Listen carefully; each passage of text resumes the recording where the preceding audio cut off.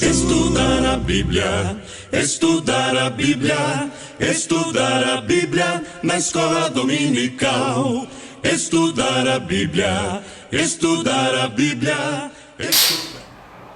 Com muita alegria, nós convidamos a todos os professores e professoras de Ribeirão Preto e região para comparecerem no nosso templo sede, localizado na Rua Álvares de Azevedo, 635 Vila Tibério, aqui em Ribeirão Preto, para participarem de mais uma edição do CAPED, no qual estaremos abordando as próximas 4 lições da revista da Escola Bíblica Dominical, sendo que nós teremos professores que trabalharão em todas as faixas etárias da Escola Bíblica Dominical, desde a infância maternal até a classe dos adultos. Portanto, esperamos pela sua presença. Até logo mais, querendo Deus.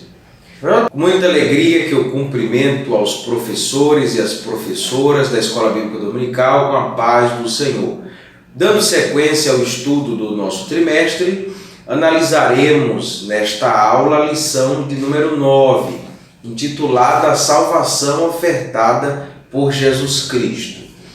Já no início da aula, olhando para o título, nós podemos observar que quem oferece a salvação é o nosso Deus. A salvação, ela nunca parte da criatura, mas do Criador. Quem dá o primeiro passo no plano da salvação é o próprio Deus e não o pecador. Nós vamos observar que isto está bem relatado, bem descrito no acontecimento do Jardim do Éden. Haja vista que o homem e a mulher, o casal, pecam, se escondem, fogem da presença de Deus, e Deus é quem vai até o casal e chama o casal para um diálogo.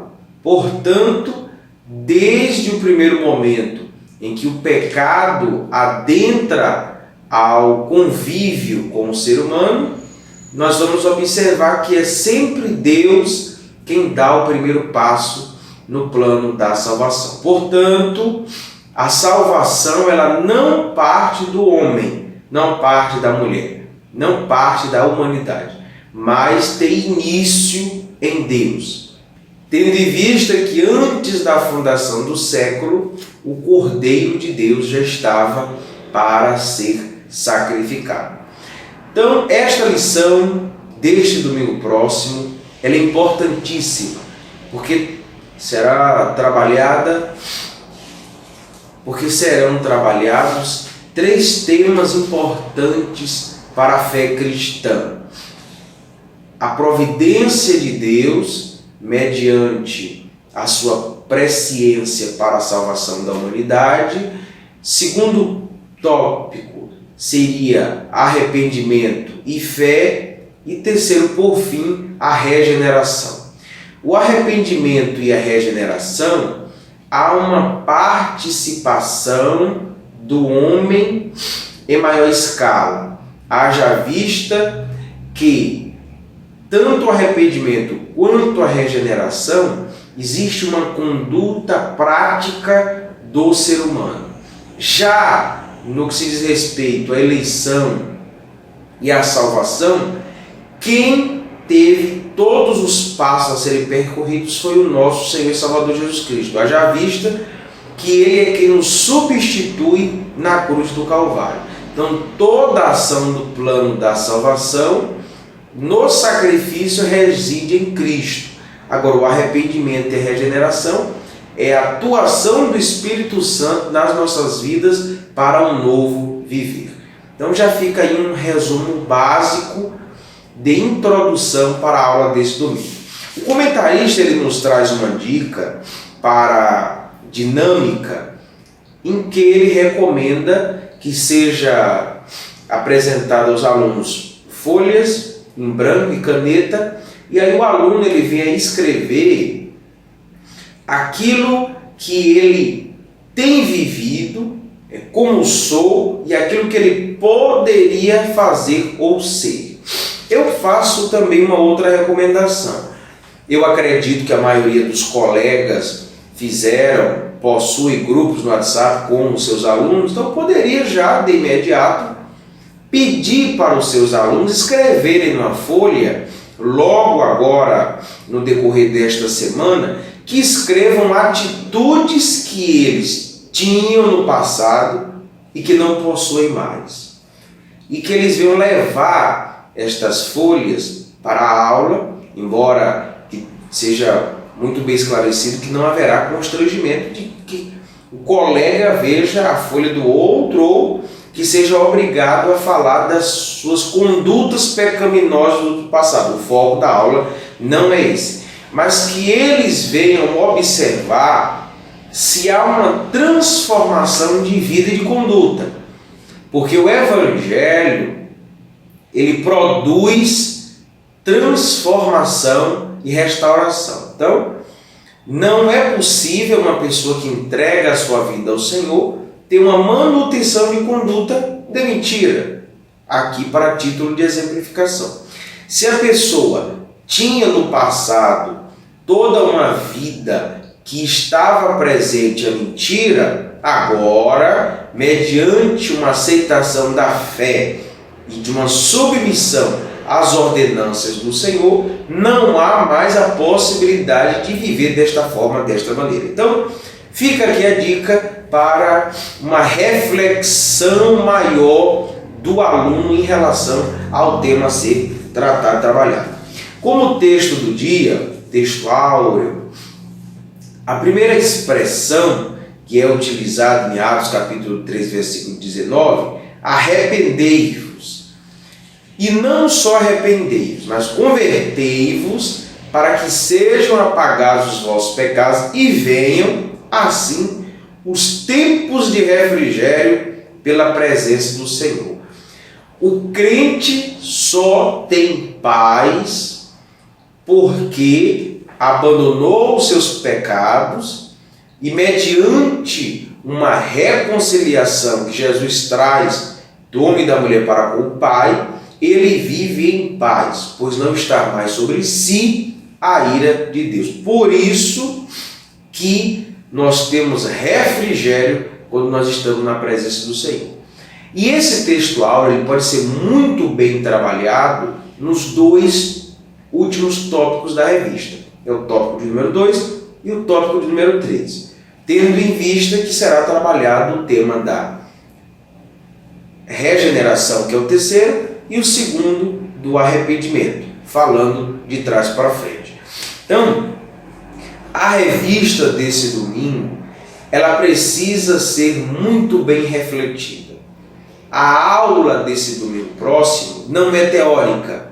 O aluno precisa queimar os seus neurônios e fazer uma reflexão pesada de como está a sua conduta. Ou os colegas professores também poderiam levar um espelho e fazer com que os alunos viessem se olhar no espelho, fica aqui uma outra dinâmica, e que cada aluno percebesse o seu rosto, a sua face permanece a mesma de anos atrás? Não. Houve uma mutação, houve uma modificação. Portanto, quando eu olho para o espelho, que é a palavra de Deus, como eu me vejo? Eu me vejo com as mesmas condutas antigas ou vivendo uma novidade de vida? Então fica aqui uma outra dinâmica que seria levar um espelho para a aula e pedir para o aluno ver. Ou até mesmo uma foto antiga, que cada um do seu aluno, ele levasse uma foto antiga e uma foto atual e fizesse o comparativo. Portanto, é natural o ser humano mudar, mas mudar para pior ou para melhor. Então, o Evangelho, ele traz essa transformação. O primeiro tópico da nossa lição trabalhará sobre o assunto eleição.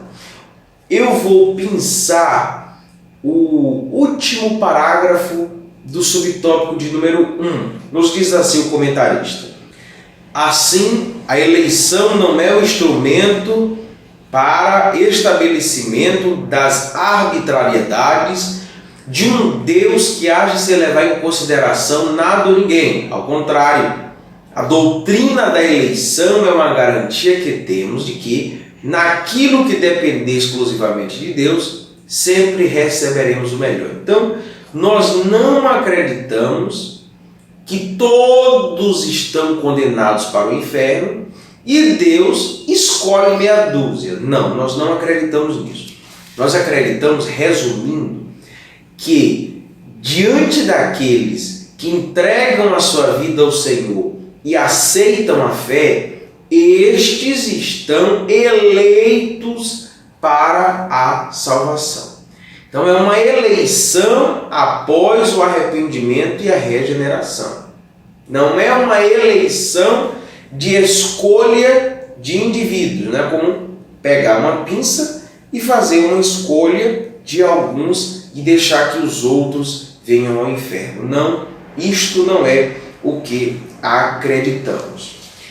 A lição ela traz aqui vários conceitos, várias referências que envolvem a questão da eleição. Eu não vou adentrar, haja vista que há na revista subsídios bíblicos e teológicos, e além disso faço a recomendação novamente para a leitura da nossa Declaração de Fé das Assembleias de Deus, que também é um documento no qual traz o nosso posicionamento em relação à eleição, à predestinação e à presciência.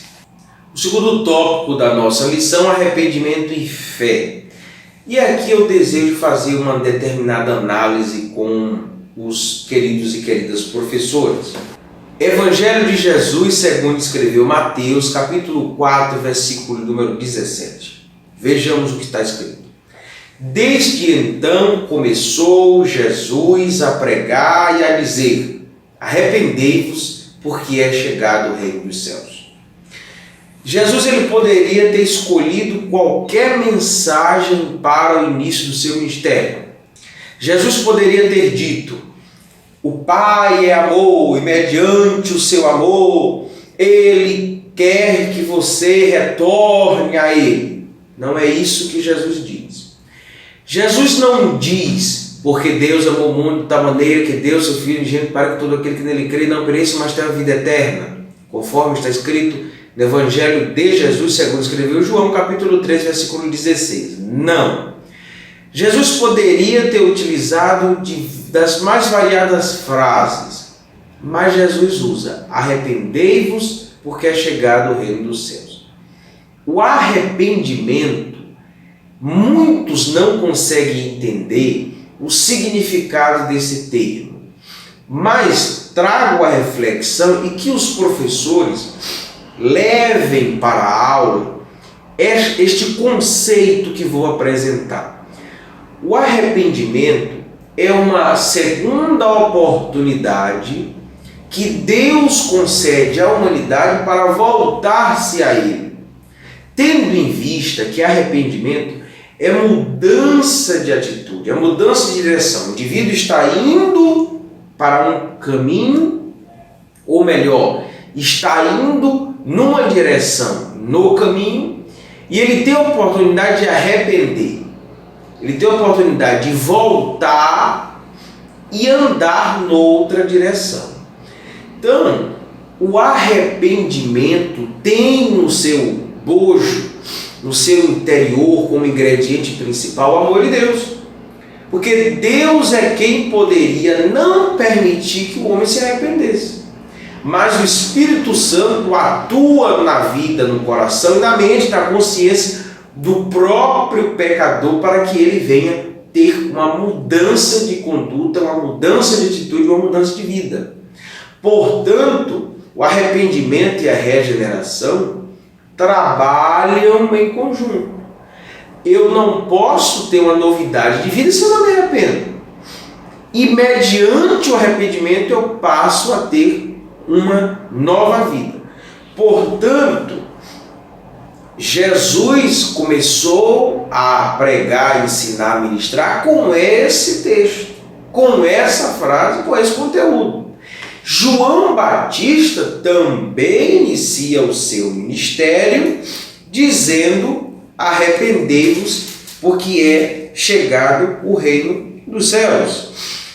É o que está escrito em Mateus capítulo 3, versículo de número 1.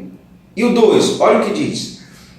E naqueles dias apareceu João Batista, pregando no deserto da Judéia e dizendo: arrependei-vos, porque é chegado o reino dos céus.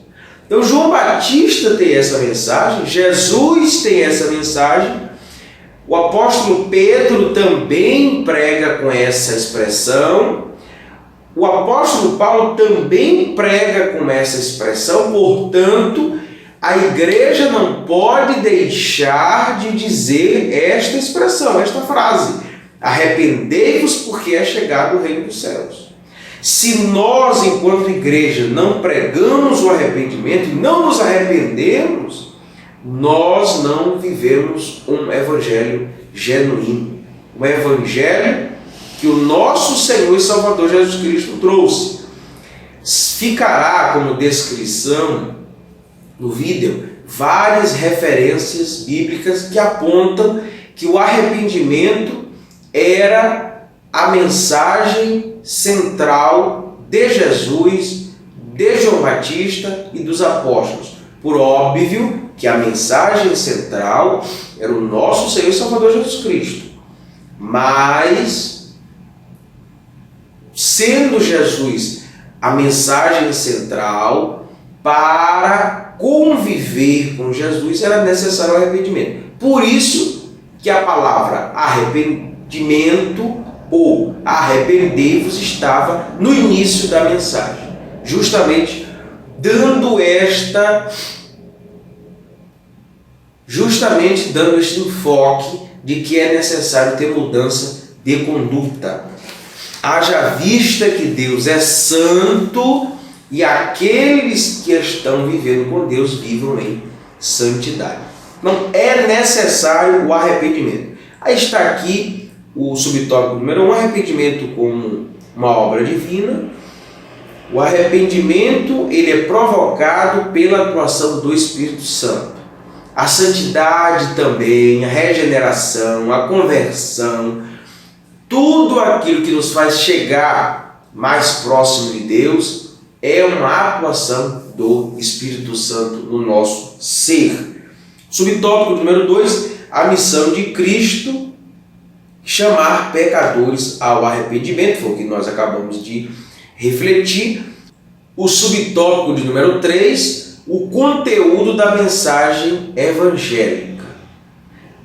Olha o que nos diz o comentarista. O grande problema da igreja contemporânea é o investimento de tempo, recursos e energias em atenção à situação e problemas que não são próprios de sua vocação. Então, a igreja ela tem a sua atuação na sociedade das mais variadas formas e maneiras, mas o foco principal da igreja é proclamar o evangelho de arrependimento. O tópico de número 3, trabalharemos sobre a regeneração. Nesse tópico é indispensável a leitura de João capítulo número 3 para os alunos e as alunas no domingo, pois é com esse texto que Jesus ele tem um diálogo com Nicodemos. Nicodemos se apresenta a Jesus, começa a elogiar Jesus e de imediato Jesus não dá vazão, não dá espaço para o elogio que Nicodemos faz a Jesus. Não. Jesus ele imediatamente dá uma afirmativa para Nicodemos. Vejamos. João capítulo 3, versículo número 3. Jesus respondeu: em verdade te digo, que quem não nascer de novo não pode ver o reino de Deus. Então Jesus ele abre o diálogo com Nicodemos já com uma afirmativa muito séria. Porque Nicodemos, mesmo sendo um especialista da lei, mesmo sendo religioso, precisava nascer de novo. E quantos jovens que estão no nosso meio nasceram lá cristãos, mas não possuem ainda a regeneração na sua vida? É o que costumo dizer, cortar o cordão umbilical espiritual do pai e da mãe, ou de quem quer que seja. É ter autonomia espiritual provocada pelo Espírito Santo. Eu vou à igreja para adorar a Deus, porque o Espírito Santo provoca em mim a alegria de estar na presença de Deus e em comunhão com os irmãos adorar o Senhor. E não porque o meu pai e a minha mãe querem. Eu estou num evangelismo, numa oração, ou melhor, num trabalho de oração, não porque a liderança me convocou simplesmente, mas por uma direção do Espírito Santo estarei em tal atividade, em tal local da igreja. Eu acordo, oro durante o dia, oro antes ao dormir, oro, leio a Bíblia, não por causa de uma ordem de um ser humano, do meu próximo, não. Eu leio a Bíblia porque o Espírito Santo provoca em mim a necessidade, a fome da busca da palavra de Deus. Então, não basta ser um religioso, é necessário ser regenerado, é ter uma nova vida. E muitos estão vivendo uma vida fora da vontade de Deus, fora da santidade, mesmo estando no nosso meio sendo filho de crente. E isto precisa ser abordado na aula. Olha o que diz o comentarista. Nas palavras de Jesus, é muito mais que assumir uma série de comportamentos ou atitudes sociais. Regeneração é a manifestação da salvação no interior de cada um de nós, operando em nosso ser. A causa da regeneração é única, a ação do Eterno no interior daquele que teve o privilégio de conhecer a Cristo. E por fim ele diz, é possível apontar alguns elementos fundamentais que caracterizam essa operação de Deus em nossas vidas. É por óbvio que hoje, com alimentos que são colocados remédios, venenos, há uma dificuldade entre o exterior refletir o interior. O alimento que está maduro, exemplo, uma banana que está madura, a casca ficará amarelada. Quando ela vai apodrecendo, a tendência da casca é ficar marrom para a cor preta. Mas com os venenos, os remédios, os agrotóxicos, nós vamos observar que por vezes a casca não consegue refletir o estado de maturação da fruta. Portanto, aquele que tem a regeneração provocada pelo Espírito Santo, ele tem um comportamento de maturidade espiritual, sendo que os frutos do Espírito Santo são amadurecidos no indivíduo. Quando também a pessoa está vivendo segundo as concupiscências, as vontades da carne, a vontade do nosso adversário, os frutos da carne também são amadurecidos nele e nela. Portanto, o natural é o externo refletir o interno. Então, se eu estou na presença de Deus, por consequência, eu vou refletir em atitudes esta regeneração. O perdão consegue ser liberado, a pessoa ela evangeliza sem precisar ser ordenada a isso. A pessoa consegue pela ajuda do Espírito Santo durante o dia, viver uma vida de santidade. Portanto, esta é a análise inicial para o estudo da lição deste domingo próximo. Que Deus abençoe a sua aula, que Deus abençoe os alunos que frequentam a classe dos jovens e a escola bíblica dominical.